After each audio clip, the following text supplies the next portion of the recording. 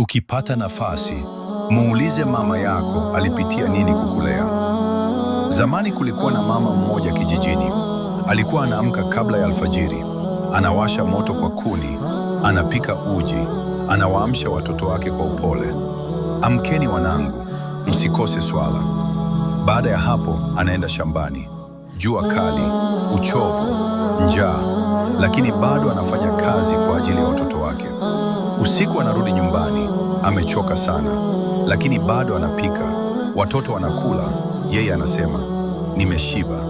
Lakini ukweli ni kwamba hakula kitu. Miaka inapita, watoto wanakuwa, wanaenda mjini, wanaanza maisha yao, na mama anabaki kijijini peke yake. Siku moja anashika simu, anangoja tu mtoto wake ampigie, lakini simu haipigi. Allah ameweka pepo chini ya miguu ya mama. Usije ukachelewa kumthamini. Mpigie mama yako leo, usisubiri kesho.